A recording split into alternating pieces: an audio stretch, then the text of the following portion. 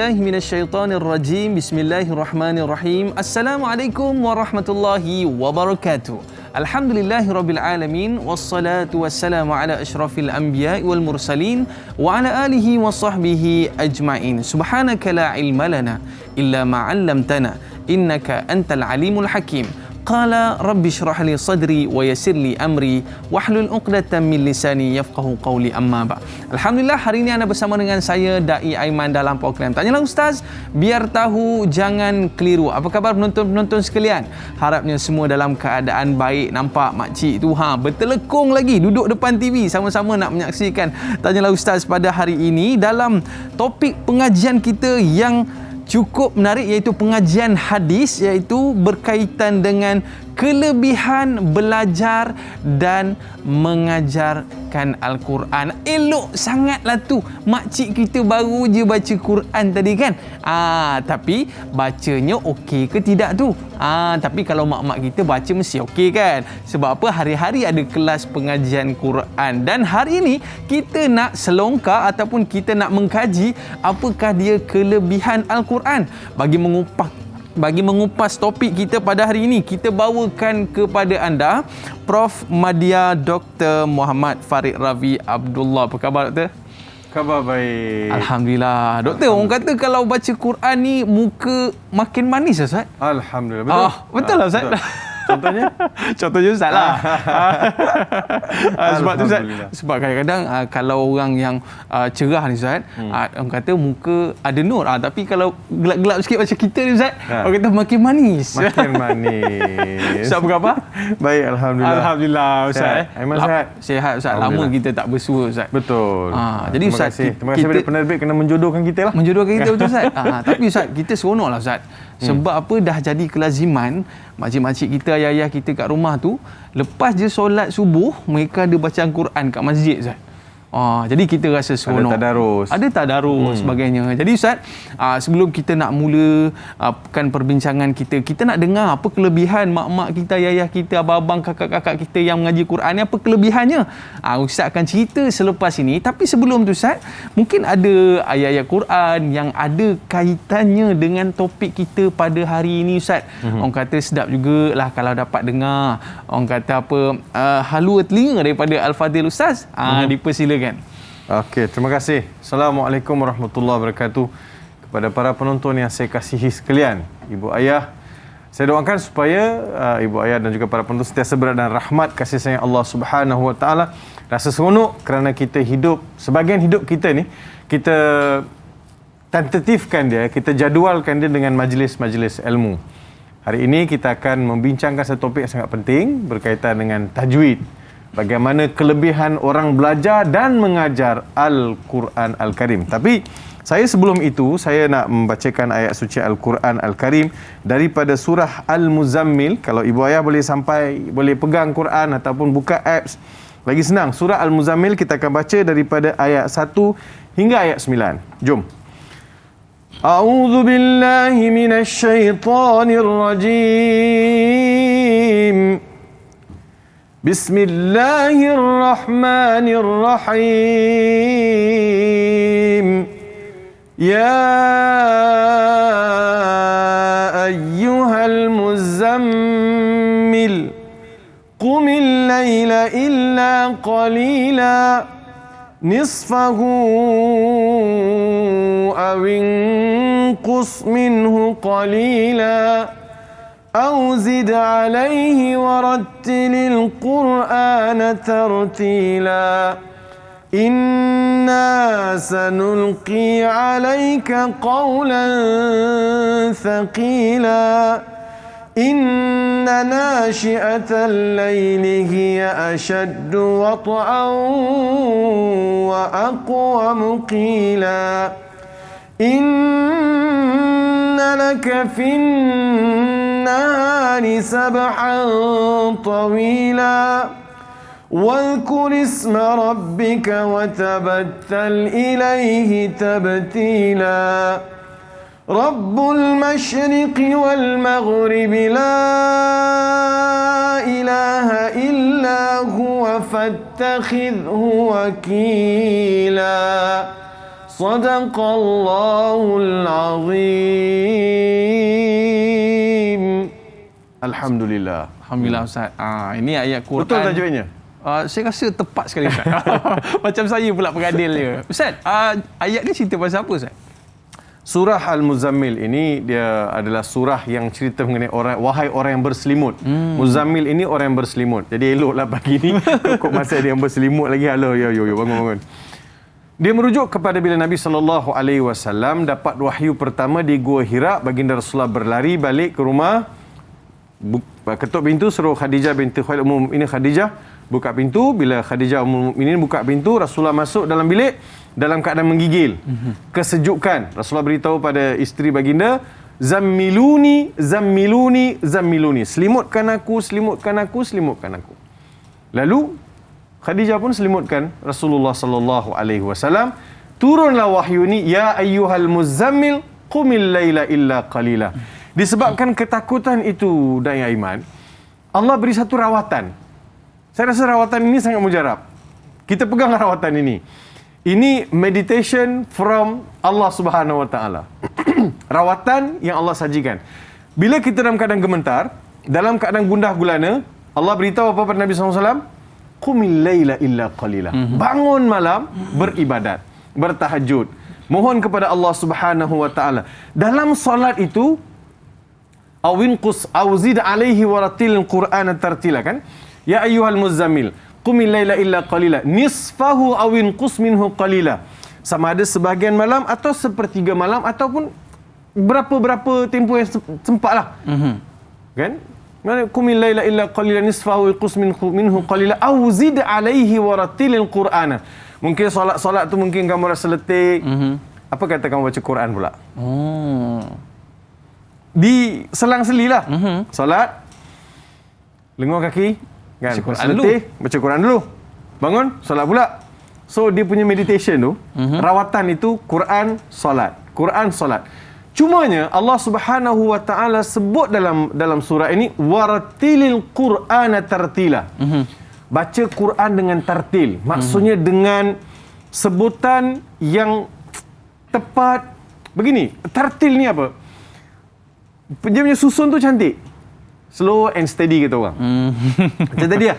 Ya ayyuhal muzammil qumil laila illa qalila. Dia slow kan. Dia tak boleh juga ya ayyuhal muzammil qumil laila illa qalila. Tak jadi. Dia lambat sangat pun tak mau, cepat sangat pun tak mau. Ya ayyuhal muzammil qumil laila illa qalila nisfahu aw inqus minhu qalila pun tak mau juga.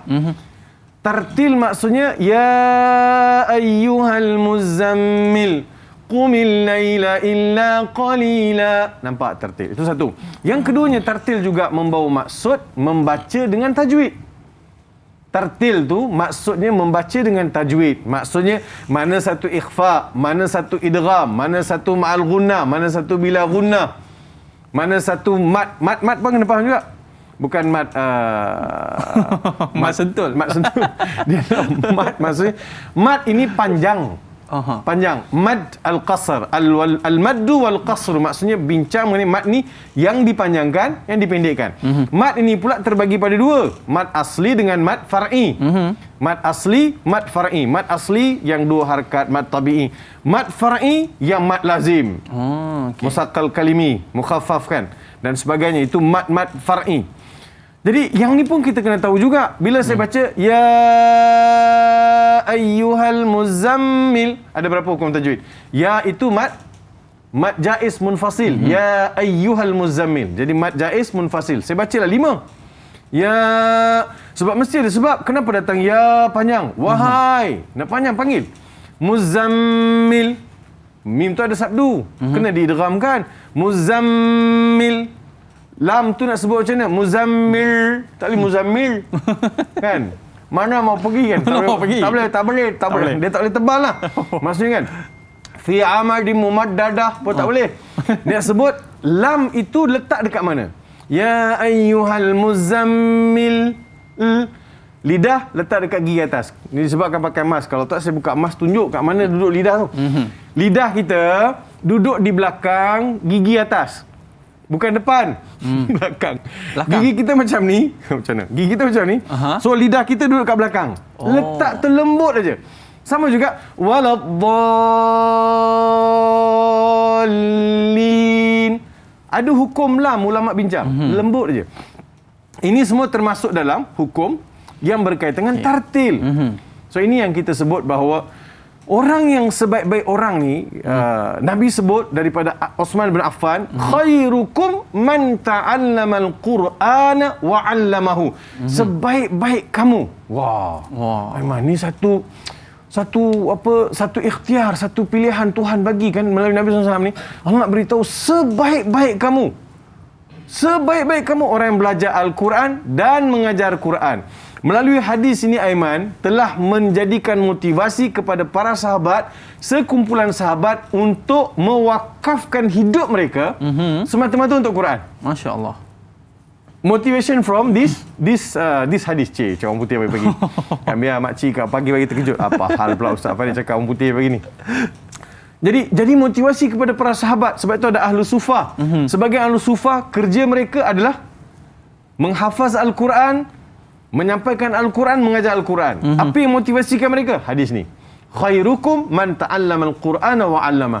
Saya juga berkeyakinan bahawa sekolah-sekolah tahfiz, sekolah madrasah-madrasah tahfiz ataupun yang buat sekolah menengah ada elemen tahfiz juga, ini salah satu sumber motivasi kepada mereka untuk meneruskan satu legasi untuk memastikan Quran ini dihafal dan dipelajari. Okey, baik Ustaz. Jadi inilah dia pembuka bicara daripada Al-Fadil Ustaz, dan selepas ini kita nak tengok dengan lebih jelas berkaitan dengan pengajian hadis kita pada hari ini Ustaz. Kita nak tahu hadis ni disebut berdasarkan kisah apa? Para penonton mesti nak tahu kan? Selepas ini kita kembali lagi dalam Tanyalah Ustaz, biar tahu jangan keliru.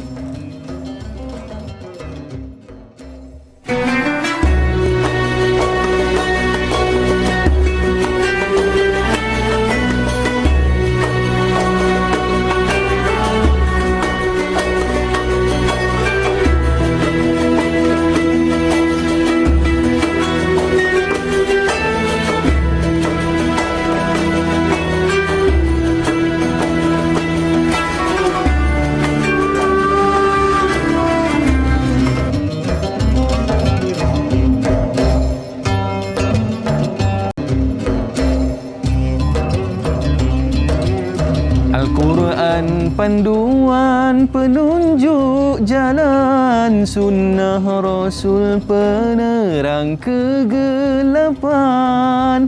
Alhamdulillah, kembali dalam Tanyalah Ustaz, biar tahu jangan keliru. Dalam sabda baginda SAW, orang yang terbaik itu orang yang belajar dan mengajarkan Al-Quran. Jom para penonton, kita nak bersama dengan Al-Fadil Ustaz untuk kita nak mempelajari tentang hadis ini Ustaz. Persilakan. Okey, terima kasih kepada Da'i Aiman. Sedap betul suara. Tapi kan nyanyi itu pun ada tajwid tau. Oh, nyanyi pun ada tajwid Ustaz? Cuba nyanyi balik. Oh, Al-Quran panduan Kenapa panduan? Tajuk lah tu. Oh, tajuk ya? Tajuk lah. Panduan. Tajuk lah tu, dia ada mat 2 harakat tau. Kalau yang terperhatikan, lagu-lagu almarhum Tan Sri P. Ramlee, ada tajwid. Panjang pendek. Ada panjang pendek tu. Kalau perkataan tu nak disampaikan maksud dia, dipanjangkan sikit, ditarik sikit. Kalau kita tulis balik Jawi, saya rasa dulu dia orang nyanyi tulis Jawi dulu kot.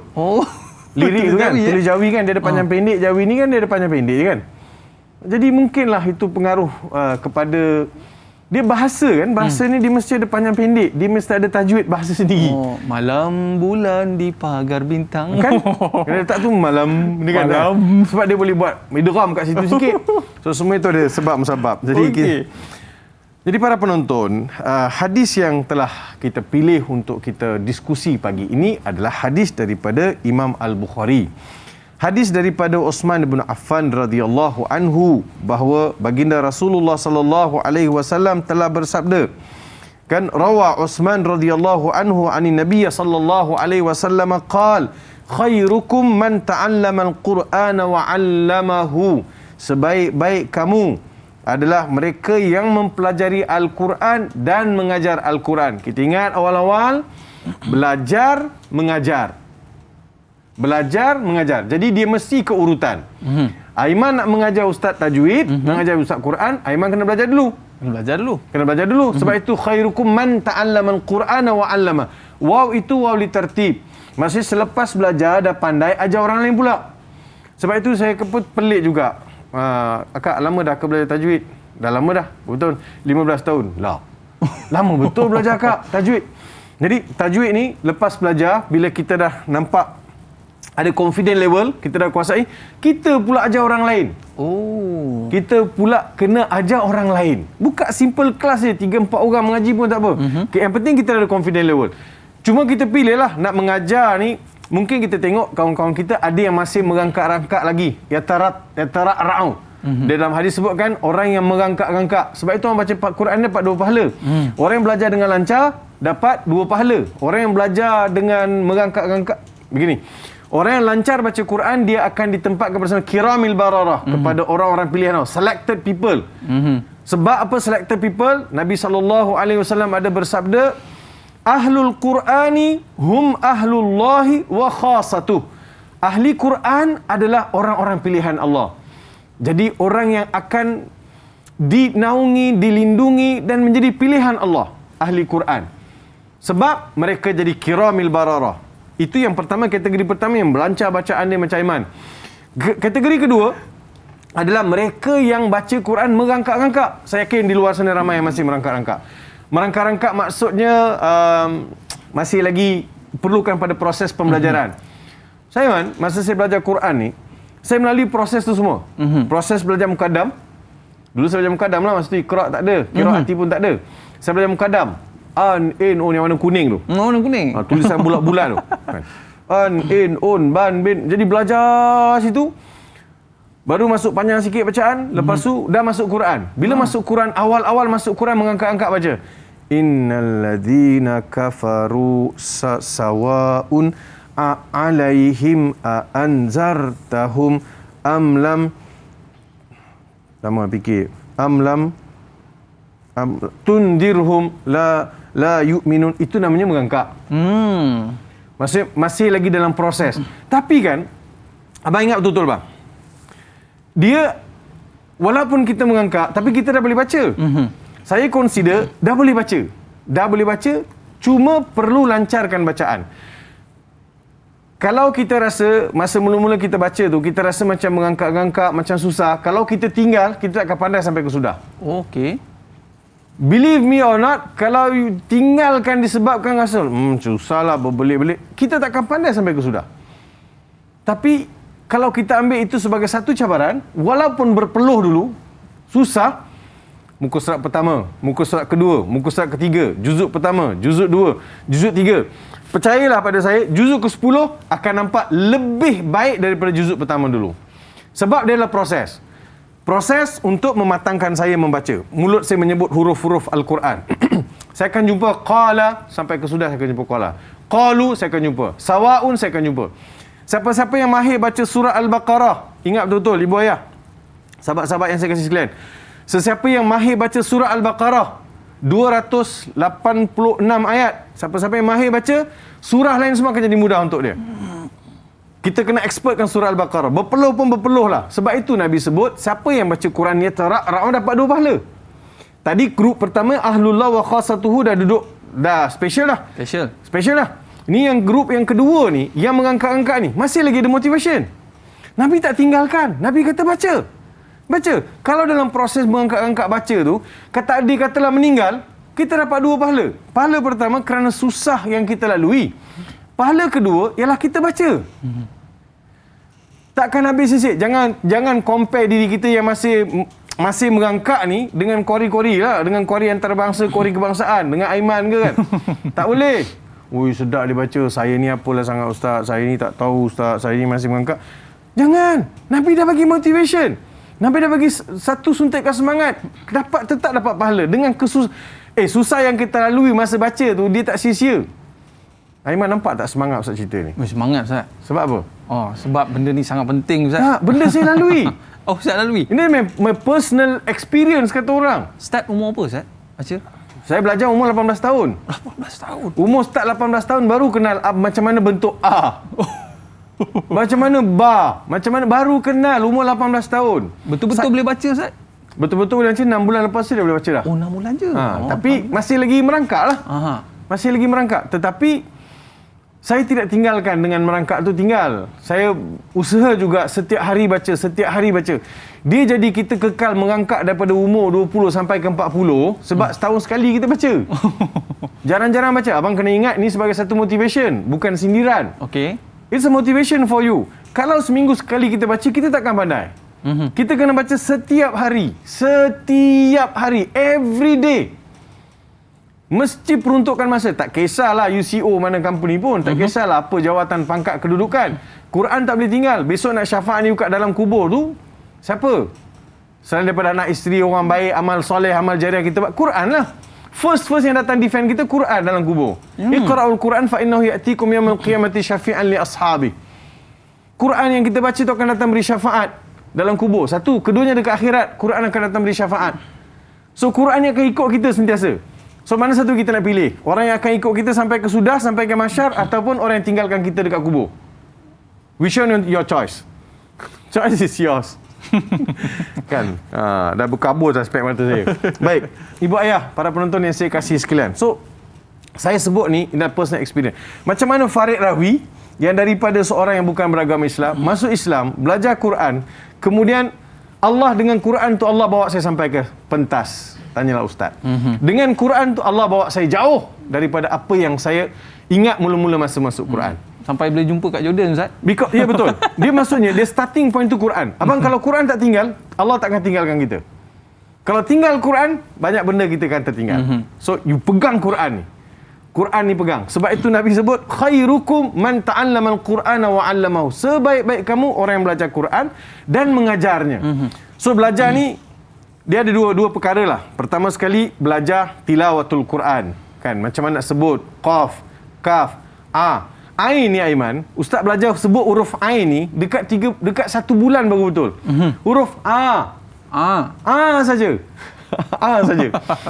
Masa belajar dekat Malaysia ni rasa macam dah hebat dah. Belajar boleh jadi imam bulan apa ni tarawih, boleh jadi khatib Jumaat, rasa macam okeylah dah macam imam lah kan. Okeylah. Pergi Jordan, saya bertalaki dengan syekh saya, almarhum Syekh Mahmud Abdul Qadir Idris, masa saya ambil sanad ijazah qiraatul Quran. Baca surah Fatihah. Ayat pertama. Alhamdulillahi Rabbil Alamin.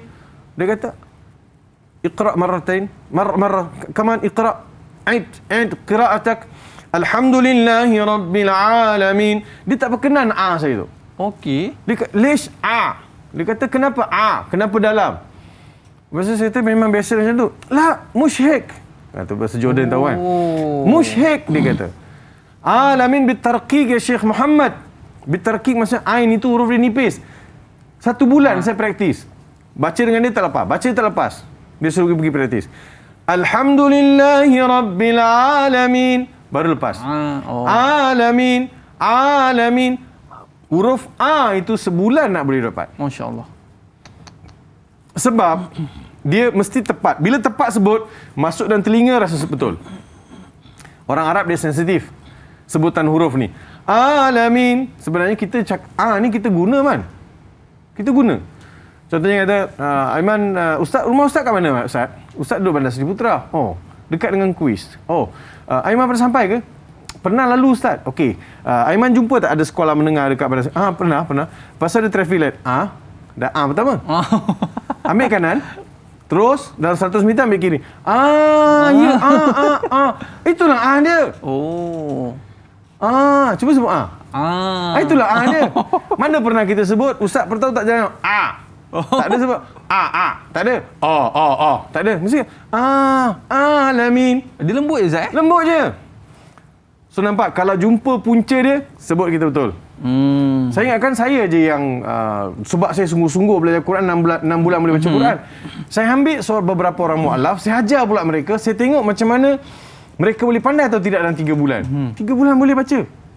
3 bulan boleh baca. Okey, pertama sekali jadi kita tahu khairukum man ta'allama al-Quran, belajar Quran tu belajar tajwid, panjang pendek, hukum makam, wakaf ibtida, semua termasuk seperti mana waratil Quran tartila. Sayyidina Ali sebut waratil Quran tartila, maksud dia ialah tahu wakaf ibtida.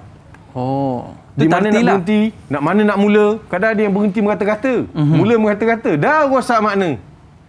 Rosak makna. Sebab itu termasuk dalam fasahah, iaitu fasahah, kefasihan seseorang baca Quran ialah mengetahui di mana nak mula, di mana nak berhenti. Wa 'allamahu, kita sambung lepas ini. Okey Ustaz. Tadi Ustaz baru start belajar umur 18 Ustaz. Ustaz tak ada rasa malu Ustaz. 18 tahun kot dah lepas SPM baru nak mengaji Quran Yalah. Ustaz. Malu tu memang ada, tapi tebalkan je lah. Lepas Ustaz Lepas je sebab kita nak bagi tahu, sebab ada makcik-makcik kita pun rasa malu juga. Dah lewat-lewat usia baru nak mengaji ni. Yalah. Lepas ni Ustaz cerita, bagi Boleh. semangat sikit. Boleh? Para penonton jangan ke mana-mana, kembali selepas ini. Tanyalah Ustaz biar tahu, jangan keliru.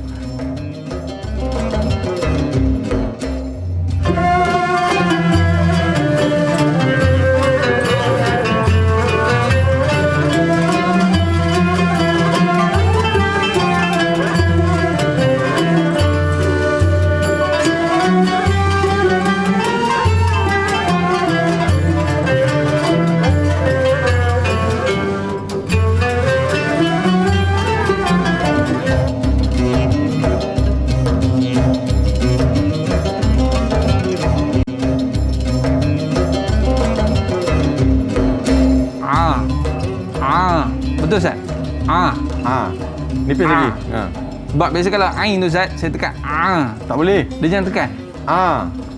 Lepaskan. Sekali lagi Tak lagi. Tak lagi. Tak lagi. Tak.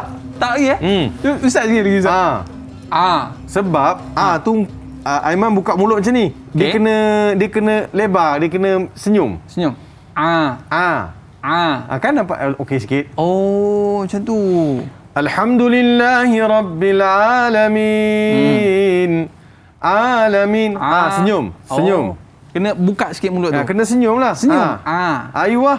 Okey. Uish. Dah selama ni kita baca kan. Kadang-kadang kita tak perasan rupanya sebutan kita tu kurang tepat Ustaz Ya. Okey. Baik Ustaz, tadi kita berbaliklah pada cerita kita tadi Ustaz. 18 tahun baru nak baca Quran, tergagap-gagap, terangkat-angkat dia Ustaz kan. Jadi ialah orang dah habis SPM dah tu. Jadi mungkin Ustaz boleh bagi motivasi jugalah kepada macam dekat sekolah pengajian warga emas yang kita buka di Bukit Badung Ustaz Ada makcik-makcik kita ni semangat bila datang ngaji Quran Ustaz Ada kelas untuk mak-mak dan juga ayah-ayah. Yang ayah-ayah ni best ni. Yang ayah-ayah ni datang kan, ada yang tak berapa pandai tu dia gelak kat kawan dia. Lepas tu kawan dia macam dia gelap pula kat kawan dia. Jadi pengajian tu jadi seronok lah Ustaz Dan akhirnya mereka dah boleh sikit-sikit baca Quran. Tapi ada setengah tu dia bukan tak nak datang Ustaz, malu. Jadi sahabat kita ni nak tanya soalan ni, Muhammad Faizal bin Ahmad, bagaimana nak elak rasa malu untuk belajar Quran dan bertajwid di lewat usia? Bagaimana seseorang pernah beberapa kali cuba belajar Quran tetapi dia tetap tak boleh baca, adakah dia berdosa sepanjang hayatnya jika mati dalam keadaan tak pandai mengaji? Mohon penjelasan, terima kasih. Yang 20 tahun tadi itulah Ustaz. 20 tahun tadi. Okey, silakan Ustaz. Okey, terima kasih kepada Muhammad Faizal bin Ahmad atas soalan tadi. Pertama sekali, macam mana nak belajar dengan rasa tak rasa malu lah. Malu ni elok kan? Malu ni elok, Malu ni dalam Islam ni, saya generally sebut malu ni di antara tanda orang beriman. Al-haya' minal iman kan? Okey, betul. Malu tu tanda orang beriman. Tapi kalau malu dalam belajar, itu tanda orang takkan berjaya lah. Takkan berjaya lah. Takkan berjaya. Kalau malu, kita tidak akan pandai sampai ke sudah. So letak tepi, mana satu lebih utama untuk kita? Kita sentiasa rasa malu, ataupun malu seketika lepas tu kita dah jadi somebody. Kita dah jadi orang yang kuasai. Orang yang gelak ni tetap akan gelak. Macam Luqmanul Hakim bawa kaldai lah. Kan? Dua orang naik. Orang kata apalah nak dengan bapak ni tak ada akal kan. Mula anak dia naik. Anak dia bawa anak dia naik kan. Orang kata apalah anak ni tak buat pertimbang rasa bapak jalan, anak naik. Bapak pula naik, anak jalan.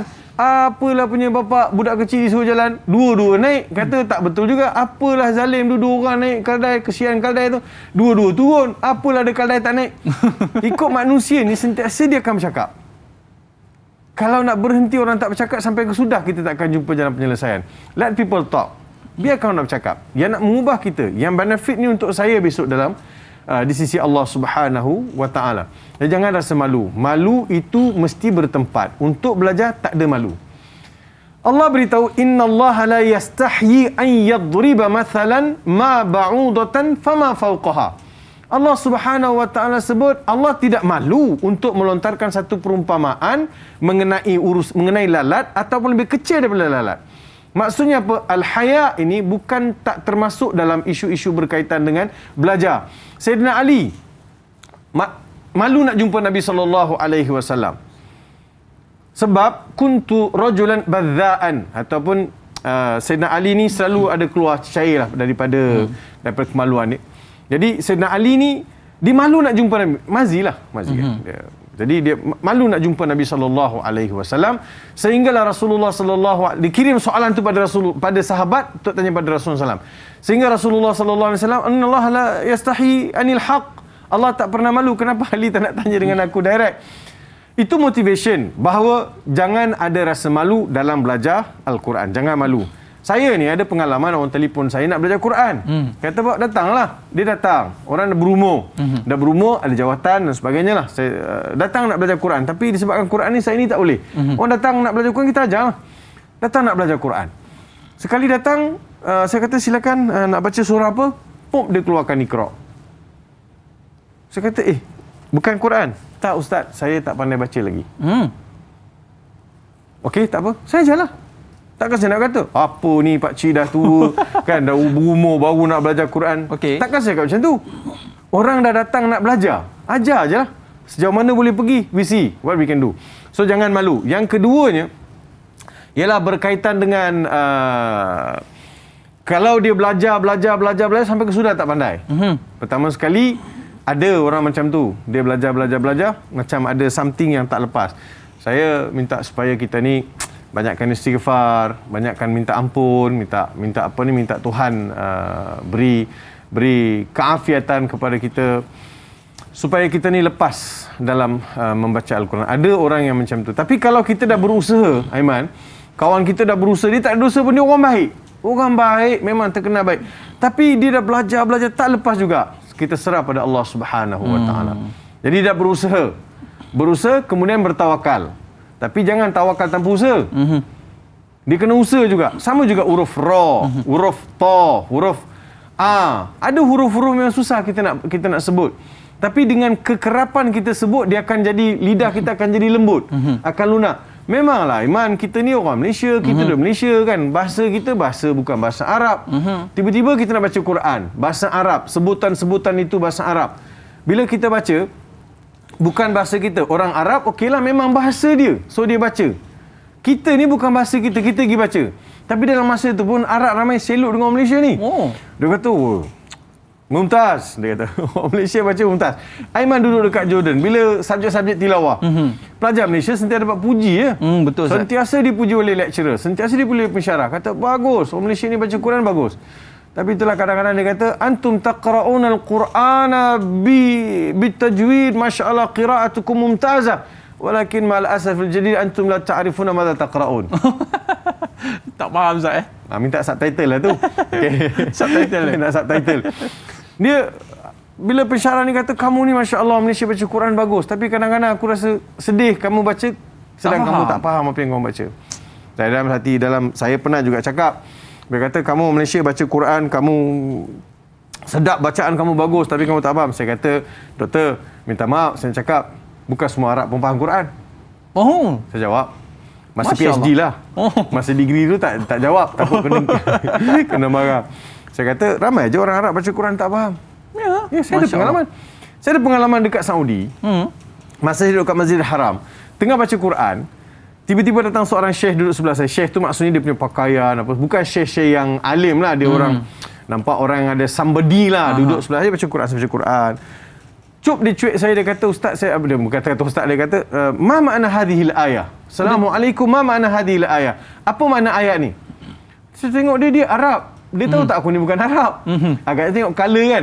Ini Arab Sudan mana, ada Arab Somal mana, Arab Yaman mana kan, dia tanya soalan. Saya kata, wainal ayah? Dia pun tunjuklah ayat daripada surah Muzammil. Wa nufikha fis suri fa sa'iqa man fis samawati wal ard. Daripada surah Az-Zumar. Dan ditiupkan sangkakala. Nufikha, perkataan nufikha tu menjadikan dia confused, dia tak faham. nufikha. Dia kata ayat ni kata sudah tiup sangkakala sedangkan kiamat tak berlaku. Sebab ayat tu bunyi past tense. Telah ditiupkan sangkakala. Dia kata ayat ni kata dah tiup sangkakala. Saya kata you punya masalah ni dari sudut bahasa. Saya kata na'am ya syekhana, nufikha fi'il madhi mabni lil majhul tadullu ala shiddati wuqu'il amr. Allah subhanahu wa ta'ala sawwara laka anna hadhihi al-hala aw al-ahwal al-qiyamah qad waqa'at. Tastati' an tutasawwir amamak ka'annaka anta mawjud. Bagi tahu dia kan. Seolah-olah dah berlaku, Ustaz. Seolah dah berlaku. Sebab itu dia tanda fi'il madhi. Dia tanda fi'il madhi mabni lil majhul. Fa'il disembunyikan. Sejeru dia tengok atas bawah. Dia kata, Masya Allah, terima kasih banyak. Selama ni aku tak faham. Terima kasih kerana bagi tahu. Itu Arab tu. Oh, Arab? Arab. Dia sendiri tak faham. Sebab bila dia tak belajar bahasa Arab, dia pun akan tak faham. Dia pun tak akan faham. So dia juga kena belajar. Sebab itu ulama tulis tafsir dan semua dalam bahasa Arab. Biar orang Arab faham juga. Betul? Betul kan? Betul, Ustaz. Jadi kita berusaha. Saudara kena berusaha biarpun di hujung usia, walaupun susah, tapi teruskan usaha. Allah Maha mengetahui. Takut kena rotan, Ustaz. Ustaz waktu belajar dulu ada ke kena rotan? Masa saya belajar dengan Syekh Muhammad Qadir Idris, dia pegang rotan. Tapi dia tak pernah rotan. Pernah sekali nanti cerita. Okey, pernah sekali. Tapi pernah sebelum tu, sekali saya kena hukum. Apa hukuman dia, saya cerita lepas ni. Sebelum Ustaz nak cerita apa Ustaz kena hukuman tu, ni sahabat kita nak cerita pasal tentang adab Quran ni lah, Ustaz. Sebab kita ni bukan pasal kita nakal ke apa ke, cuma kita nak jaga adab tu, Ustaz, kan? Yeah. Baik, sahabat kita nak tanya, apakah ada adab sebelum membaca Quran yang perlu dijaga supaya bacaan kita membawa manfaat? Bagaimana ganjaran yang dijanjikan bagi yang lancar bacaan dan yang kurang lancar bacaannya, dan banyak kesalahan ketika bertalaki dengan guru Al-Quran. Mohon kongsikan, Ustaz. Syukran, biar tahu jangan keliru. Okey, Ustaz, kita rehat sekejap. Alright. Okey, baik. Aduh, terasa lagi dekat kaki dia kena rotan, Ustaz. Ada. Okey, para penonton jangan ke mana-mana, kembali selepas ini. Tanyalah Ustaz, biar tahu jangan keliru.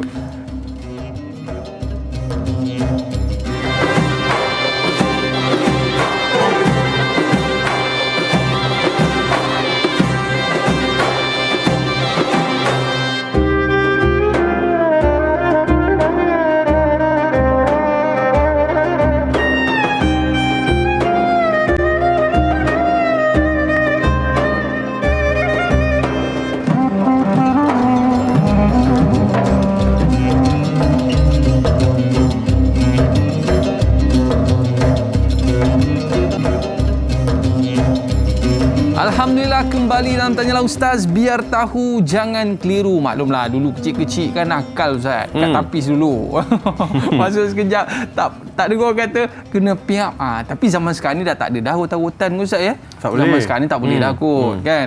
Jadi Ustaz, sahabat kita tanya tadi apakah ada adab sebelum baca Quran yang perlu dijaga supaya bacaan kita membawa manfaat. Mungkin Ustaz boleh cerita tadi, Ustaz, waktu dengan Syekh tu rotan, Ustaz ke? Pertama sekali, di antara adabnya, adab-adab mempelajari Al-Quran pertama sekali ialah adab belajar Quran.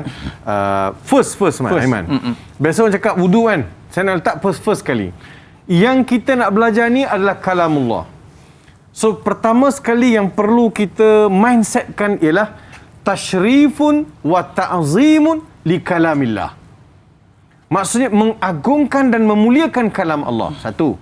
Itu kita letak dulu. Baru ada dipanggil difa'uz zati. Maksudnya ada motivation from inside. Maksudnya ini kalam Allah.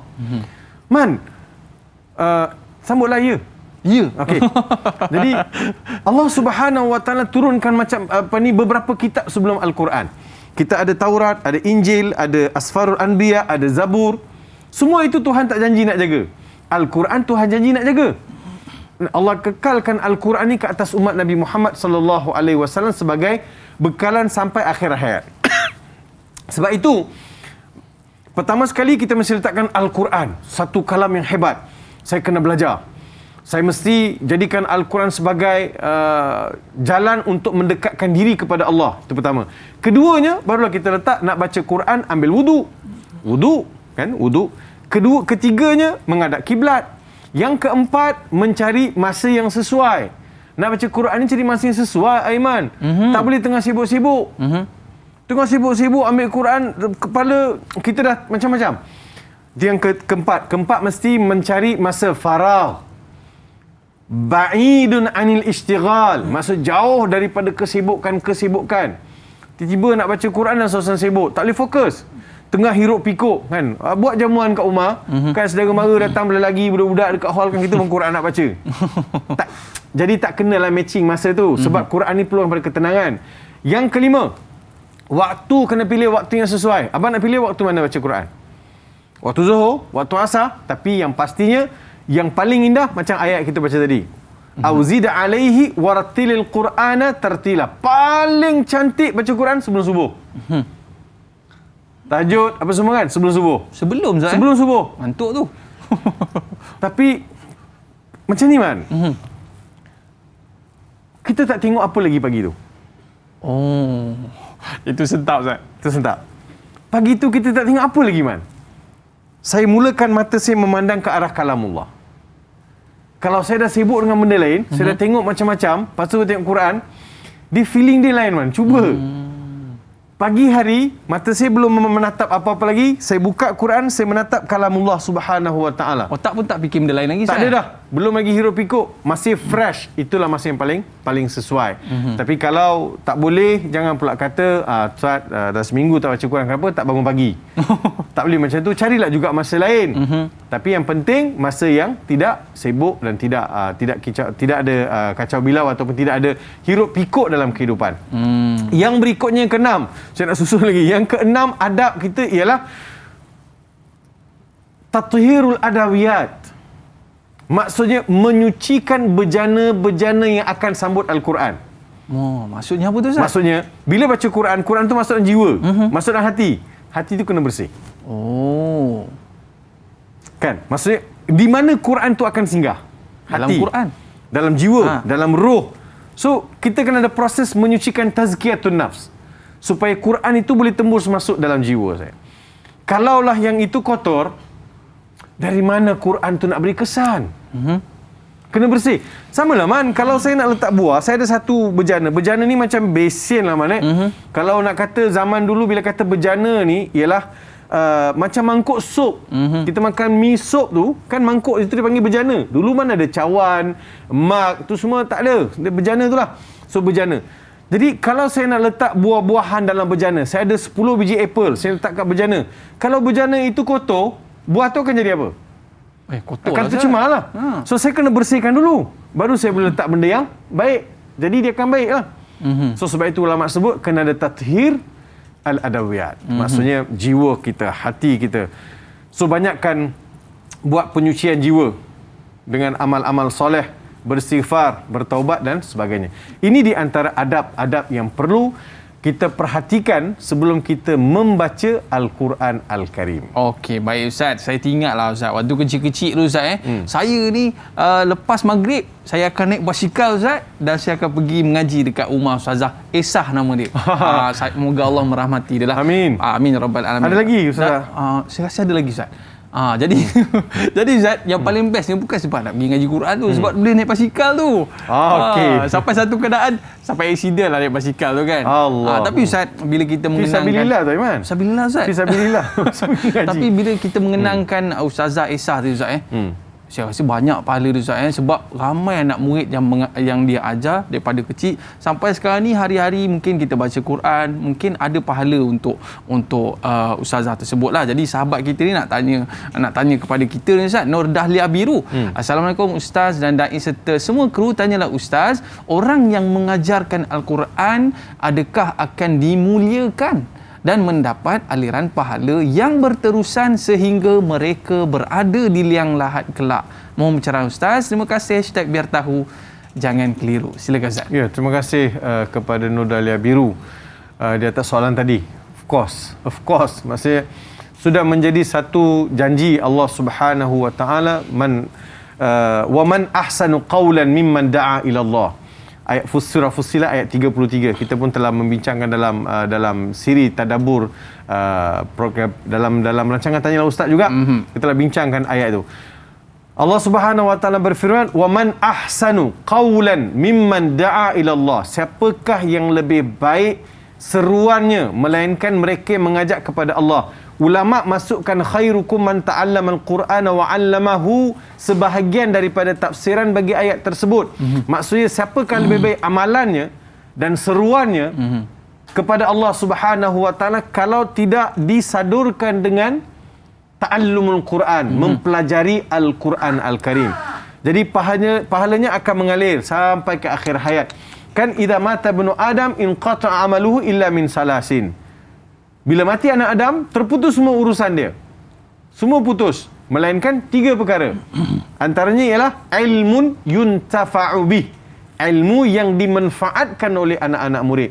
Bayangkan Aiman, ustaz belajar dengan Aiman. Kemudian ustaz pula mengajar anak-anak murid.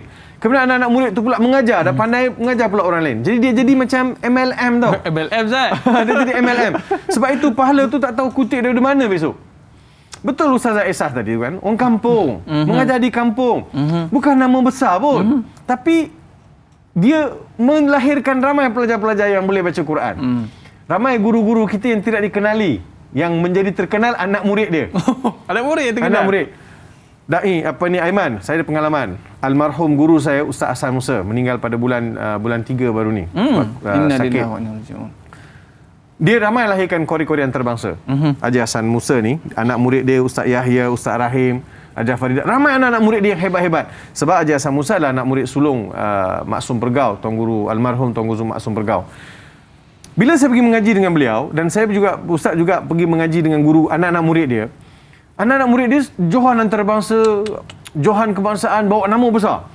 Saya pernah tanya dengan Tuan Guru Haji Hasan Musa, bila saya tahu mereka ni semua anak-anak murid dia, kita seronoklah belajar dengan seorang yang melahirkan ramai anak-anak murid yang berjaya di peringkat persada antarabangsa. Tanya Haji Hasan Musa, kata Tok Ayah, dia ni Ustaz Rahim ataupun almarhum Ustaz Rahim pun dah meninggal. Semoga Allah merahmati mereka semua. Amin amin ya Ustaz Rahim ni anak murid Tok Ayah ke? Kan? Adakah? Saya tanya Ustaz Rahim, Ustaz Yahya, Cik Yahya kan, Ustaz Yahya, adakah mereka ni semua anak murid Tok Ayah? Dia jawab apa? Mugi tanya dia. Oh. Mugi tanya dia. Pergi tanya dia. Tengok dia jawab apa. Maksudnya, dia sebagai guru, memanglah anak murid aku. Memang anak murid hamba lah. Tu semua anak murid saya tu yang berjaya. Tak. Pergi tanya dia. Kalau dia kata saya ni guru dia, iyalah tu. Ya Allah, saya rasa macam satu tusukan pada sanubari saya ni. Dia langsung tidak ada rasa bangga, rasa besar diri ataupun rasa bangga lah kerana anak-anak murid dia berjaya. Tak, dia kata kau pergi tanya. Kalau dia kata aku ni guru dia, iyalah. Dia takut khawatir kalau mengaku anak murid nanti tanya, mana pula aku tak ngaji dengan dia pun. Dia tanya dia balik. Walaupun dia tahu itu adalah anak murid dia. Sebab itu bagi saya, guru Quran, pahala dia akan mengalir sampai ke akhir hayat, dia akan kutip pahala tu. Jadi saya ugilah guru-guru yang mengajar Al-Quran di kampung-kampung, walaupun rumah dia tak berapa, walaupun suasana, tapi saya cukup rasa sayang dan rasa kagum. Teruskan, dan anak-anak murid yang dah berjaya tu jangan lupa guru-guru mereka. Walaupun alik bata. Kan, sebab Imam Syafi'i kata man 'allamani harfan sirtu lahu abdan. Siapa mengajar aku satu patah perkataan, dia adalah guru aku. Ini satu patah sampai kita boleh basuh daripada muka dan pindah pergi Quran. 30 juzuk Ustaz. Saya ingat Ustaz waktu sekolah rendah tu adalah masuk taranum sikit Ustaz. Yang paling best sikit Ustaz, ustazah saya tu nama Ustazah Suhailiza. Dia nak bagi suara saya lancar, dia bagi makan telur ayam kampung Ustaz. Wow. Dia keluarkan, lepas tu dia ambil yang kuning, dia suruh saya telan. Waktu tu saya rasa macam alah nak pitam lah kan. Tapi suara jadi okey lah Ustaz. Jadi tapi sahabat kita nak tanya satu soalan ni. Dia kata, Assalamualaikum, kita bersama dengan Hafizi di Facebook. Assalamualaikum Ustaz dan Dain dihormati. Soalan saya, bolehkah seorang anak murid lelaki belajar dari seorang guru perempuan tentang ilmu Al-Quran yang bukan mahramnya, jika guru itu seorang yang faqih tentang ilmu-ilmu tajwid, lebih-lebih lagi ilmu bertaranum dengan niat untuk mempelbagaikan ilmu Al-Quran? Mohon pencerahan Ustaz. Terima kasih. Boleh Ustaz? Boleh? Boleh, kita letak boleh dulu. Boleh sekiranya ada orang lain sama. Kalau berdua-duaan tak boleh lah, takut timbul fitnah kan, walaupun mengaji. Nabi SAW ada bersabda, khudhu nisfal ilmi min Humaira. Ambillah separuh ilmu tu daripada Humaira, iaitu daripada Ummul Mukminin Aisyah, Ummul Mukminin Aisyah radhiyallahu anha. Jadi Nabi beritahu, pergilah belajar daripada Aisyah, pergilah belajar daripada Ummu Salamah, pergilah belajar daripada isteri-isteri baginda Rasulullah sallallahu alaihi wasallam. Jadi boleh belajar daripada perempuan tapi tidak berdua-duaan untuk mengelakkan fitnah. Ada orang lain bersama. Ada orang lain bersama. Lebih-lebih lagi kalau kepakaran dan juga guru yang ada itu hanya dia saja yang boleh boleh mengajar kita.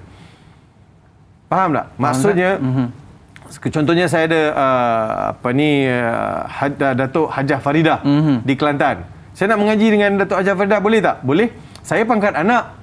Kan beliau dah pangkat ibu kan, pangkat ibu dah berumur. Jadi saya nak pergi mengaji. Tapi walaupun dia pangkat ibu, saya ni pangkat anak, tapi masih lagi dibatasi dengan mahram, hukum hakam. So saya nak mengaji mestilah ada anak dia ke. Betul. Saya berdatang 2-3 orang ke. Jadi untuk mengelakkan fitnah di kawasan yang terbuka. Jadi di kawasan terbuka maksudnya boleh dilihatlah, tidak tertutup. Jadi ini di antara perkara harus hukumnya kalau nak belajar daripada seorang anak murid lelaki belajar daripada seorang guru perempuan. Okey Ustaz, tadi Ustaz ada ceritalah pasal dalam kelas tadi Ustaz Dalam kelas tadi Tok Guru puji orang Malaysia ni bacaan sedap. Sampai Ustaz dekat Jordan dulu kan kita ingat kan orang Malaysia yang jadi imam masjid negara di Jordan, betul Ustaz kan?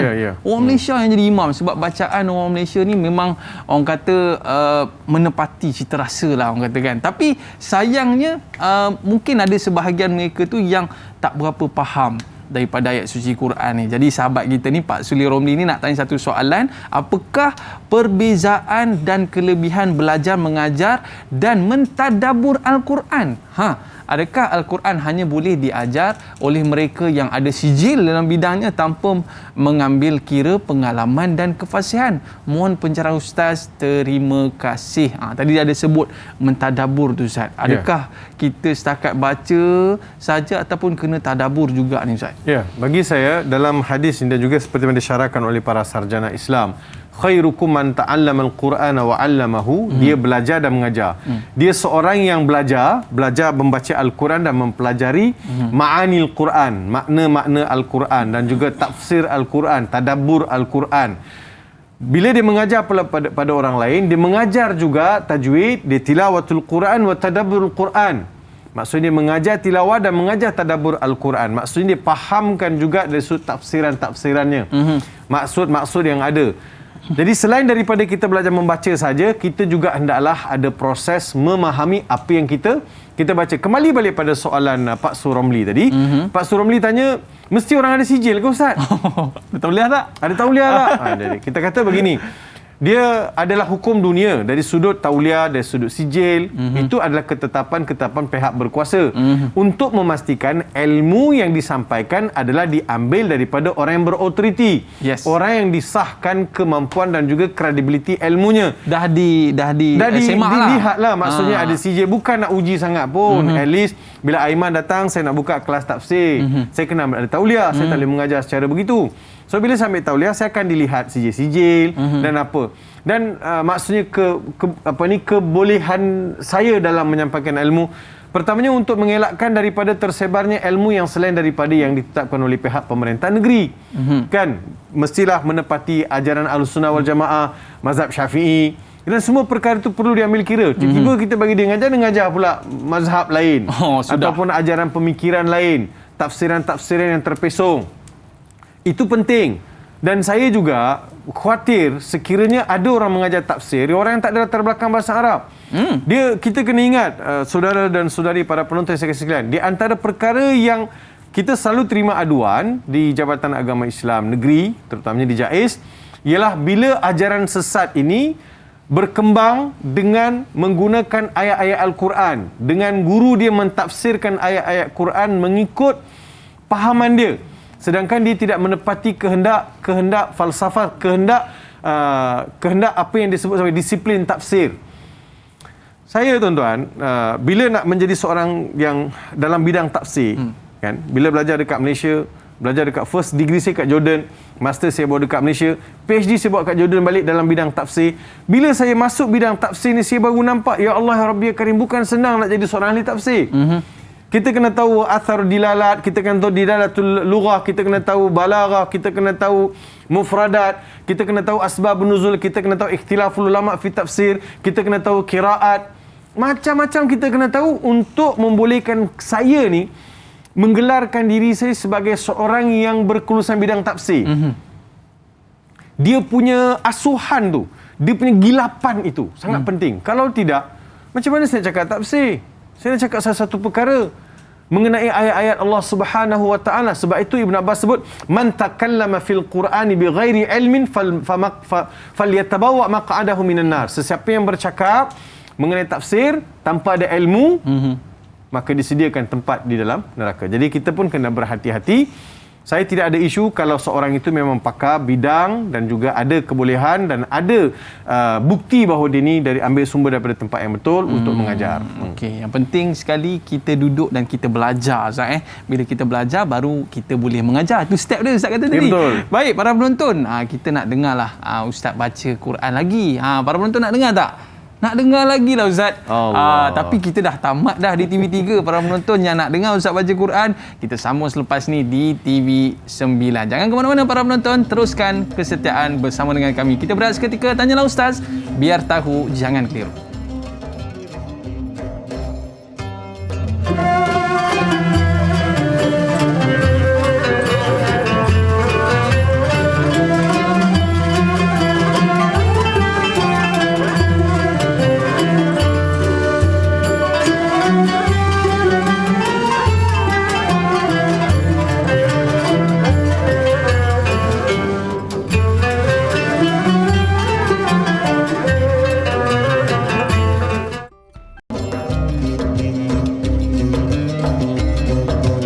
Alhamdulillah, kembali dalam Tanyalah Ustaz, biar tahu jangan keliru. Terima kasih kepada para penonton yang terus setia bersama dengan kita pada hari ini. Para penonton, seperti mana yang kita janjikan sebentar tadi, kita nak dengar lagi orang kata halwa telinga, iaitu bacaan ayat suci Quran daripada Al-Fadhil Ustaz Fadhil Ravi. Ustaz boleh ke Ustaz?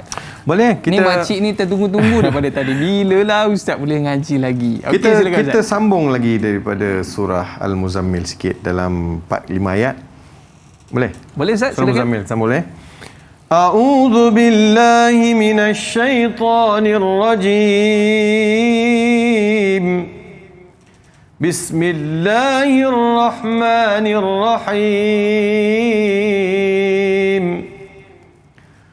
واصبر على ما يقولون واهجرهم هجرا جميلا وذرني والمكذبين أولي النعمة ومهلهم قليلا إن لدينا أنكالا وجحيما وطعاما ذا غصة وعذابا أليما يوم ترجف الأرض والجبال وكانت الجبال كثيبا مهيلا صدق الله العظيم. Begitulah peserta daripada Zimbabwe. Yang Zimbabwe Ustaz boleh? Zimbabwe man. Aduh, sedih zaman. Saya nak tanya satu soalan lah sebelum kita nak raikan soalan penonton kita ni Ustaz kan. Biasa kalau di Malaysia ni Ustaz terkenal dengan pertandingan tilawah antarabangsa Ustaz. Ya. Tapi yang paling syok saya Ustaz, dalam bilik hakim tu bukan seorang dua. Ada lebih kurang dalam 20 hakim dia pakai apa panggil Ustaz? Pendengar suara tu kan. Tapi earpiece Ustaz, Aman. earpiece lah kan. Tapi earpiece yang besar. Earpiece yang besar. Ustaz, sebenarnya hakim-hakim ni dia ada bahagian-bahagian dia ke Ustaz? Ya. Hakim ni man, kalau sebab itu bila kita related dengan subjek kita ni, khairukum man ta'allamal Quran, dia belajar Quran kan, belajar Quran. Bila dia dah sampai ke satu tahap seorang yang boleh baca baik Quran dengan baik, kemudian dia juga mempelajari maqamat, kita kata lagu lah maqamat ataupun taranum, dia belajar kan taranum, dia kuasai, kemudian dia nak masuklah tilawah, nak tengok, nak test kemampuan dia, adakah dia punya bacaan dia ni diiktiraf. Maka bidang-bidang yang dia hakimi dalam bilik hakim tilawah peringkat kebangsaan maupun antarabangsa ada 4 bahagian. Pertama sekali tajwid. Tajwid 40 markah. Ui, Tinggi. Sebab tajwid dia jadi important lah, benda besar. Oh, lagu bukan main sedap sekali, tajwid berterabur. Tak boleh. Tajwid 40 markah. Fasahah 20 markah. Dah jadi? Dah jadi 80. 40 lah, dah jadi 80. Mana 60 60 lah Ustaz. 40, 20. Okay. Dah jadi? 60. 60. Kemudian ada berapa lagi? Ada 40. Ada 40. So 40 bagi 2 lah. Apa ni, lagu dengan suara. Dan ada juga yang pecahkan kepada tajwid bagi 50. Tajwid 50. Kemudian fasahah 20, dah 70. So 15. Lagu boleh jadi juga, ada juga lagu bidang dagu dibagi 20. Suara dibagi 15. So dah jadi 35 kan? Jadi 35. Jadi pembahagian tu, jadi yang penting ada 4 bahagian. Ada tajwid, ada fasahah, ada suara, ada taranum, lagu. So 4-4 ni akan diadili. Tapi yang mendominasi tajwid lah. Katakan orang tu baca Quran bagus kan? Baca Quran bukan main bagus ni. Baca sedap. Quran. Ya ayyuhal muzammil qumil laila illa qalila. Sekali tajwid salah. Ya ayyuhal muzammil. Potong. Sebab mim tu ada sabdu. Lagu bukan sedap dah, tapi tajwid potong.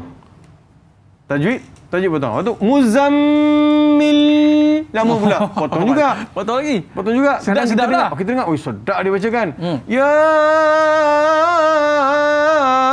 ayyuhal muzammil.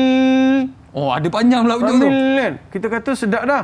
Kita orang awam kata sedap, tapi hakim kat dalam potong dah. So begitulah proses-proses yang berlalu. 50 markah Ustaz Jadi sahabat kita ni nak tanyalah daripada Ismail Maisa, kelebihan belajar mengajar Quran seringkali dikaitkan dengan hukum hakam tajwid Ustaz. Tapi tadi Ustaz sebut 50 markah tu banyak Ustaz. Dia banyak tajwid kalau 40 50 lebih kurang je tu, saya ingat tepat lah, lebih kurang banyaklah tu, tapi yang penting dia paling banyak. Dia paling banyak. Dia paling banyak. Jadi Ustaz, apakah hukum belajar tajwid ni Ustaz? Okey. Terima kasih. Hukum belajar tajwid. Mempelajari ilmu tajwid merupakan fardu kifayah. Yakni jika ada sebahagian sudah mempelajarinya, maka gugurlah kewajipan ke atas mereka yang lain. Namun, membaca Al-Quran dengan bertajwid merupakan suatu kelaziman dan kemestian. Maksudnya mesti wajib baca dengan tajwid.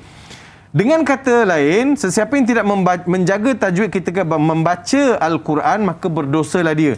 Ini disebut dalam Fathur Rabbil Bariyah, Syarah Muqaddimah Al-Jazariyah fi Ilmi Tajwid. Ini tokoh besar.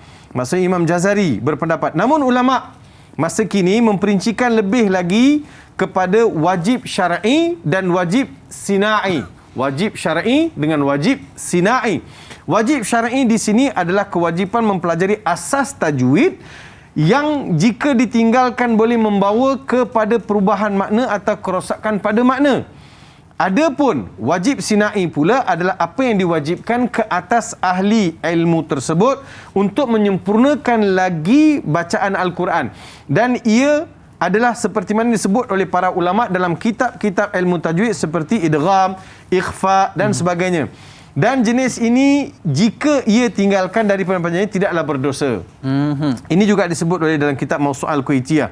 Apa yang saya ingin petik juga di sini ialah apa yang disebut oleh Imam Al-Jazari. Imam Jazari sebut wal akhdhu bit tajwidi hatmun lazimun man lam yujawwidil qur'ana athimun. Maksudnya, dan mengambil membaca Al-Quran dengan tajwid adalah wajib.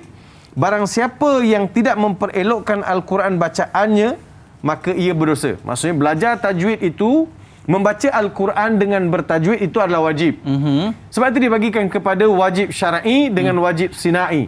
Wajib sina'i ni ikhfa tak cukup, ikhfa idgham tak cukup, masih lagi tidak berdosa. Tetapi kalau dia memberi kesan kepada panjang pendek, qala dia baca qala, dia panjang pendek, dia memberi kesan kepada perubahan makna. Perubahan makna kan, dia bila berubah makna ni dia bahayalah. Sebab itu tajwid termasuk dalam belajar menyebut huruf dari sudut usul. Huruf qaf, ta. Tak bolehlah qaf dengan kaf bunyi sama. Ta dengan ta bunyi sama. Tha dengan sin bunyi sama. Ada kan? Wathama kan dia baca. Wathama'i wa tariq. Wathama dia baca. Minas sama kan itu tha. Dia mesti baca dengan sin. Wa amma bi ni'mati rabbika fahaddits. Tha. Tiba-tiba dia baca wa amma bi ni'mati rabbika fahaddits. Dah bunyi sin. Salah. Ta dengan ta tertukar, ta dengan ta tertukar, tha dengan sin tertukar, kaf dengan qaf tertukar. Dia boleh mengubah pada makna. Perubahan makna itu akan memberi kesan kepada berdosa ataupun tidak dalam membaca Al-Quran. Sebab itu ulama telah menetapkan bahawa dzalika wajibun ala man yaqdar lianna Allah Taala anzala bihi kitabahu al-majid wa wasala man min nabihi alaihi salatu wassalam mutawatiran bitajwid. Allah turunkan Al-Quran dengan tajwid.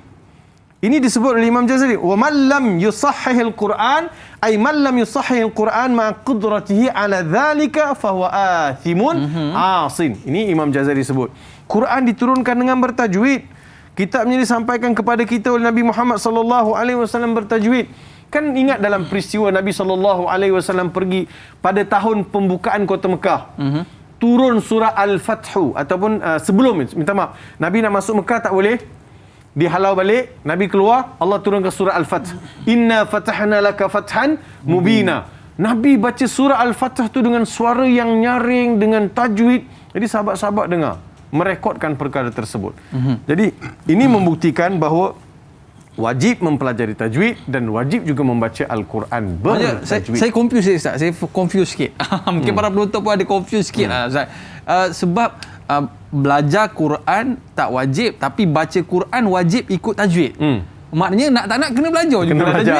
Dapat pun. Faham itu kesimpulan je lah. Kesimpulan. Tak boleh lari lah juga.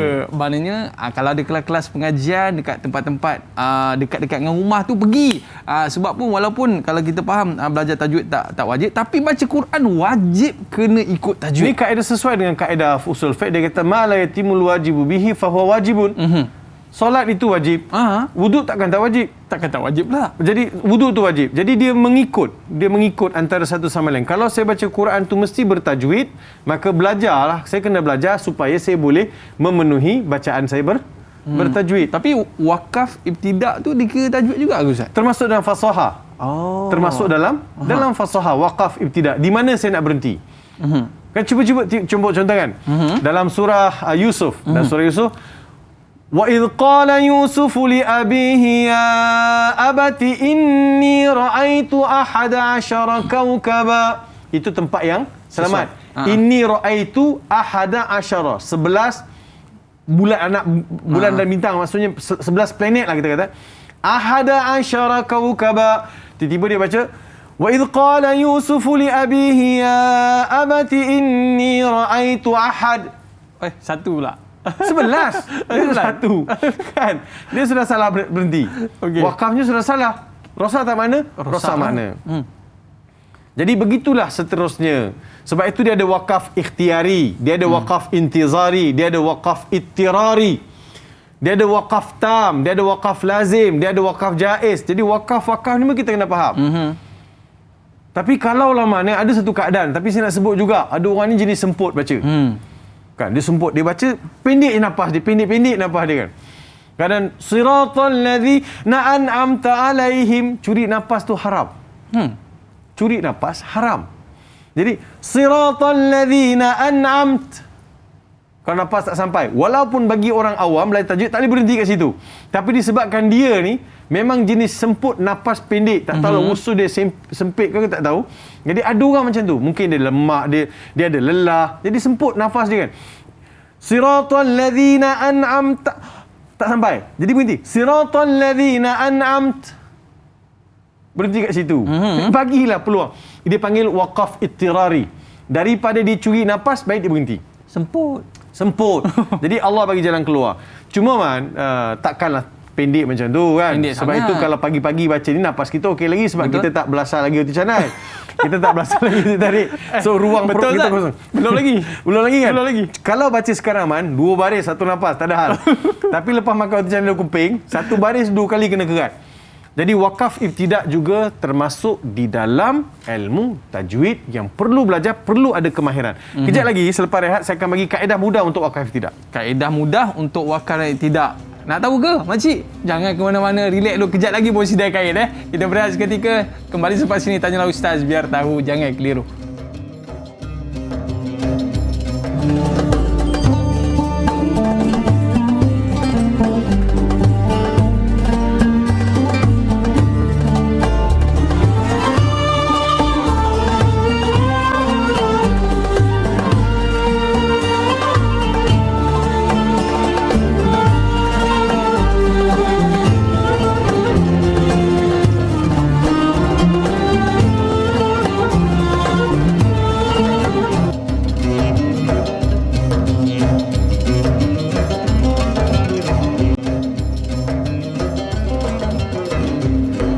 Alhamdulillah, kembali dalam Tanyalah Ustaz biar tahu, jangan keliru. Semput.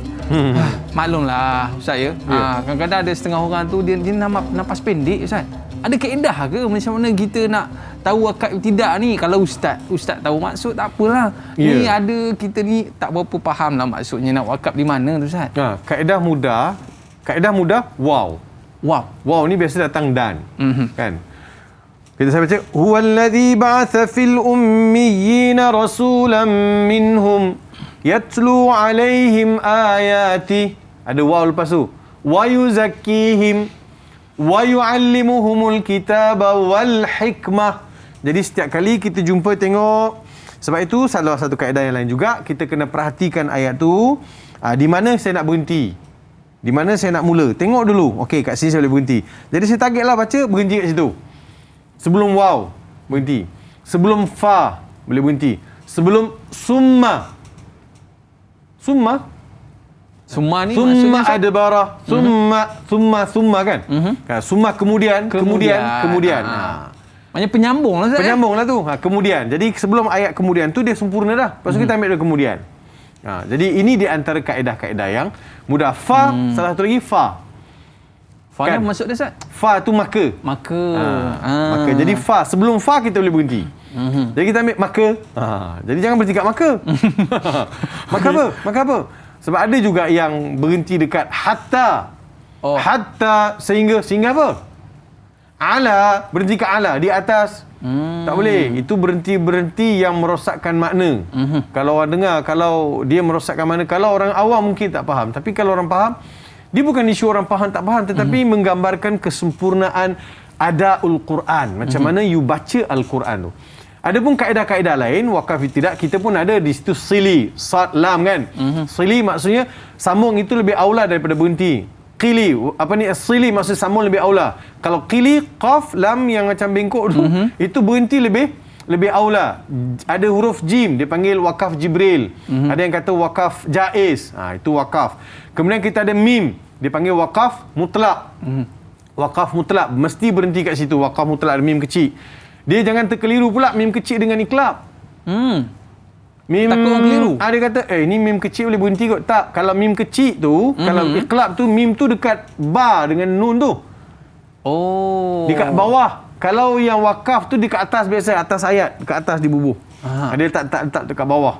So itu pun mata kena tengok. Kemudian apa lagi? Wakaf lazim sudah, lam. Artinya ada mim wakaf lazim. Kalau lam jangan berhenti. Lam terus dia tulis lam. La waqfa fi. Tapi sekiranya macam saya sebut tadi, sekiranya apa tak sampai, itu je tempat dia boleh berhenti. Berhentilah, dia panggil wakaf ittirari. Kemudian kita juga ada wakaf sakta.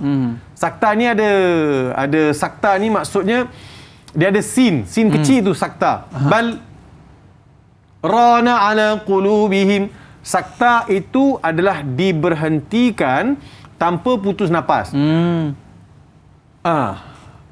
Marqadina hadza ma wa'ada ar-rahmanu wa sadaqal mursalun. Nafas yang sama Ustaz. Marqadina hadza ma wa'ada ar-rahmanu wa sadaqal mursalun. Dia berhenti dengan nafas yang sama. Titik tu Ustaz? 3 titik tu ikhtiar ma baina waqfain. Kan contohnya dzalikal kitabu la raiba fi. Kan dzalikal kitabu la raib. La raib berhenti situ kan. Kalau dia berhenti situ, jangan berhenti dekat fihi. Fi. Berhenti juga. Dah ragu dalam Quran pula. Tak. Dzalikal kitabu la raib fihi hudal lil muttaqin ataupun dzalikal kitabu la raiba fih. Dia boleh pilih antara dua, dia tak boleh pilih dua-dua. Salah satu dia boleh pilih. Ini di antara kaedah-kaedah. Saya rasa ibu ayah kan, ambil mushaf tu, belik dekat belakang sekali ada kaedah dia tunjuk. Dan sekarang Quran pun ada macam-macam tagging dah man. Masuk tagging tu, masuk tagging ni kan, tanda wakaf, tanda tidak. Tapi tidak kesudahan juga. Kalau kita belajar melalui kaedah-kaedah mudah macam itu adalah guide saja, panduan. Tapi kita mesti kena berguru. Itu syarat Ustaz. Yeah. Saya tengok Ustaz dekat media sosial ni Ustaz. Ada sahabat kita ni Syuib, pelawak tu Ustaz. Dia baca Quran Ustaz, lepas tu letak baby dekat pangkuan dia. Dan dia ajarkan anak-anak dia mengaji Quran. Kita banggalah kawan-kawan artis kita ni dah ramai yang baca Quran dan belajar Quran Ustaz. Maknanya sebagai seorang ayah ataupun ibu kena pandai mengajar dan belajar Quran Ustaz. Tapi betul, masalahnya ni kawan kita nak tanya satu soalan ni, ada masalah ni. Siti Nurbayah ni, apakah peranan ibu bapa kepada anak-anak di dalam soal belajar ilmu Quran jika mereka sendiri pun tidak mengajarkannya kerana tak tahu mengaji Al-Quran? Silakan Ustaz. Ya, ni satu benda yang saya rasa faqidu syai la yu'ti. Bab kata Arab, pepatah Arab sebut, kalau saya tak ada apa-apa modal, saya nak bagi apa? Hari ni saya nak baca, saya nak datang ke program Tanyalah Ustaz, saya kena baca. Kata baca berjam-jam, saya kena kumpul maklumat, baru saya boleh bercakap, baru saya boleh kemukakan idea, boleh kemukakan fakta, boleh berbincang. Begitu juga dengan setiap seorang kita. Lebih-lebih lagi bila bergelar suami. Betul. Kita bertanggungjawab mengajar isteri kita. Kita juga bertanggungjawab mengajar anak-anak kita di rumah. So persoalan berkaitan dengan membaca Al-Quran adalah paling aula, maksudnya paling tepat ibu bapa yang mengajar anak-anak mereka membaca Al-Quran. Alhamdulillah, anak-anak saya belajar Quran dengan saya sebagian besar, dan ada juga dibantulah oleh isteri saya sama. Ada kalanya nak mengajar Quran untuk anak sendiri memang cabaran. Nak ajar anak orang lagi senang. Betul lah Ustaz. Mengajar anak orang senang. Anak orang datang duduk elok aje. Mengajar baca-baca. Anak kita suka baca, dia berguling tak? Berguling kanan, berguling kiri. Tak suka apa pun semua. Susahlah abah ni sikit-sikit. Tak betul lah, tak betul. Saya punya fokus, saya tak target cepat khatam. Saya target anak saya baca betul. Baca betul. Baru khatam. Tak apalah. Orang kalau khatam darjah 1, 7 tahun, 8 tahun, terpulanglah. Anak saya khatam umur 10 tahun. Tapi memastikan masa dia khatam, bacaan dia betul. Perfect. Sebutan dia. So, saya punya target ke arah itu. Bukan target cepat habis. Kalau cepat habis pun, kalau dia baca tak betul, nanti dia kena ulang. Baik saya asuh daripada awal. So, itu tanggungjawab. Pernah juga dia berguling-guling, susah-susah. Saya tak apa, tunggu je. Bergulinglah dulu. Tak sudah ni. Baca-baca baca kan. So, memang cabaran. Jadi, ibu ayah kenalah ada modal untuk mengajar anak-anak. Kadang sedih juga, mak ayah hantar nak pergi mengaji, tapi mak ayah tak mengaji. Sudah. Nak ngelak. Tak tahu apa punca dan apa sebab. Jadi, Nabi SAW sering menasihatkan ayah ni, bapa ni adalah orang yang bertanggungjawab. Orang yang mencorak dan membentuk ahli keluarga. Kalau kita ni sebagai suami, sebagai seorang ayah, kita tidak ada modal untuk membantu, membimbing anak-anak kita, maka kita ni patut rasa sedih lah. Pasal rasa, aku ni takut tak jadi sempurna. Dia menjaga anak isteri dan juga memberi rezeki ni bukan sekadar makan minum, tempat tinggal, rumah mewah, kereta mewah, sekolah yang mewah. Dia juga menyajikan persiapan anak-anak ni menjadi anak-anak yang soleh. Mati besok, tak kira lah siapa kita kan. Semua kita akan mati. Semua kita akan mati. Bila kita mati besok, yang akan memberi manfaat kepada kita anak-anak kita yang soleh. Kita tinggalkan harta macam-macam, belum tentu dia akan bantu kita dalam kubur. Betul? Bisa silap dia bergaduh atas muka bumi ni. Anak beranak, betul tak? Betul. Tapi anak yang soleh, dia tahu macam mana nak uruskan harta, dia tahu macam mana nak memberi manfaat kepada ayah dia dalam kubur. Tak adalah sampai ayah meninggal, terletak aja jasad dekat rumah tu, sekujur badan di rumah, kena tunggu Tok Bilal, Tok Siak datang baru uruskan jenazah. Anak-anak lepak aja dekat hall. So, which is betul-betul hurting. Dia menyakitkan. Maksudnya patut anak-anak ni memberi penghormatan terakhir kepada ibu dan ayah, tetapi orang lain pula dia subkon. Subkon. Dia subkon kepada orang lain. Orang lain buat. Patut you lah ke depan. Dulu ayah you mandikan you, basuh you, berak you, kencing you semua berapa lama. Tiba-tiba bila sampai ayah you last hari, you nak mandikan tak habis 1 jam pun, setengah jam tak habis masa.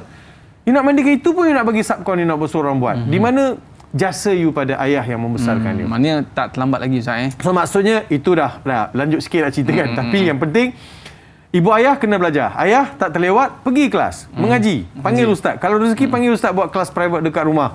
Mengajar supaya kita juga boleh menjadi seorang ayah yang boleh membimbing bacaan. Habis kita nak imamkan solat macam mana kat rumah kalau bacaan kita tak betul. Semua ada related. Dunia kita, akhirat kita, kehidupan kita, mati kita semua relate dengan Al-Quran. Termasuklah kesempurnaan menjadi seorang ayah sebagai seorang pemimpin.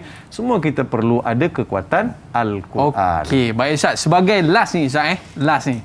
Tadi Ustaz ada sebut Al-Quran akan datang untuk sebagai syafaat ya'ti yaumul qiyamah syafi'an li ashabih. Betul Ustaz Betul. Jadi last soalan daripada sahabat kita Intan Zurina ni, dia kata apakah hikmah yang mahu Allah tunjukkan kepada umat Islam apabila jasad mereka yang menjadikan Al-Quran ibarat hela nafas mereka tidak di mamah bumi setelah mereka meninggal dunia. Mungkin sebagai kesimpulan Ustaz, silakan. Allah, Quran ni siapa yang berani makan? Bila masuk dalam tanah tu pun malu nak mamah jasad awak. Ulat pun nak malu untuk mamah jasad yang ada Al-Quran. Yang disinari dengan nur Al-Quran. Bukan senang siapa-siapa nak menembusi, nak memamah, nak menghancurkan jasad yang ada Al-Quran. Bukan semudah itu. Sebab itu Allah pelihara jasad orang yang ada Al-Quran masih hidup dan setelah mati. Dan Allah beri syafaat kepada orang yang telah mati dengan Al-Quran. Al-Quran akan datang bangkit mempertahankan tuan dia dalam kubur. Dalam bentuk seorang lelaki yang akan datang menjawab kepada para malaikat. Ini yang ada dalam beberapa hadis yang sahih. Mudah-mudahan kita mendapat syafaat Al-Quran masih hidup dan setelah mati. Mudah-mudahan di kubur besok, kalau ibu ayah kita sudah mati, anak-anak baca Quran, ibu ayah pun dapat manfaat. Kalau ibu ayah sudah meninggal, kita baca Quran di atas permukaan bumi ini, ibu ayah kita dipakaikan mahkota-mahkota yang indah. Kubur mereka bergemerlapan. Sehingga jiran-jiran akan nampak ini orang ni ada anak-anak yang soleh di atas dunia sedang membaca Al-Quran. So bekalkanlah untuk mereka juga bacaan-bacaan Al-Quran. Mudah-mudahan mereka juga gembira dengan adanya anak seperti kita. Kita hadiahkan Ustaz. Okey, baik Ustaz, sebagai akhirnya Ustaz, kita nak minta Ustaz imamkan bacaan doa penutup kita Ustaz. Dipersilakan. Bismillahirrahmanirrahim. Alhamdulillahirabbil alamin wassalatu wassalamu ala asyrafil anbiya'i wal mursalin wa ala alihi wa sahbihi ajma'in. Allahumma salli wa sallim ala habibina al-Mustafa alaihi salatu wassalam. Ya Allah, ya Tuhan kami, di penghujung rancangan Tanyalah Ustaz pada pagi ini, ya Allah, kami menadah kedua tangan kami ke hadrat-Mu, ya Allah. Apalah kiranya Kau kurniakan kepada kami keampunan dan juga kerahmatan serta keluasan rezeki.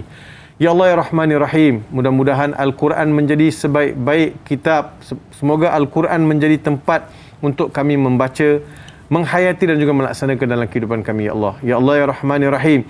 Mudah-mudahan jatuhnya kasih sayang-Mu ke atas kami kerana kami dekat dengan Al-Quran. Jadikanlah diri kami, anak cucu kami, rakyat dan juga bangsa ini dekatkan diri mereka dengan Al-Quran. Jadikanlah anak kami cintakan Al-Quran, generasi kami generasi Al-Quran, ya Allah.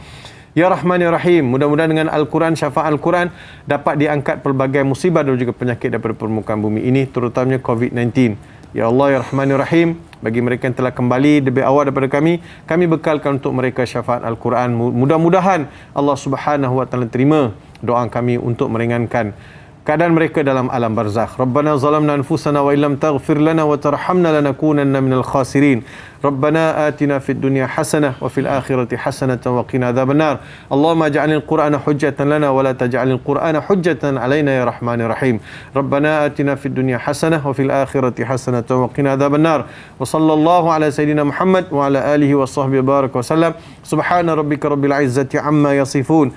Wassalamun alal mursalin walhamdulillahi rabbil alamin. Amin, amin, rabbal alamin. Terima kasih Al-Fadhil Ustaz dan Sama-sama. terima kasih kepada para penonton yang setia bersama dengan kami. Makanan dah sampai ke belum tu? Mungkin ada servis penghantaran ke rumah anda. Jadi esok topik kita cukup menarik, iaitu berkaitan dengan fik servis penghantaran bersama dengan sahabat saya Dai Anas sebagai moderator dan panel Ustaz Ahmad Fawaz Fazil. Esok temu janji kita. Saya Dai Aiman, mohon maaf di atas lanjur kata terlajak bicara. Like dakwah, share ilmu. Assalamualaikum warahmatullahi wabarakatuh. Ila liqa. Ma'assalam.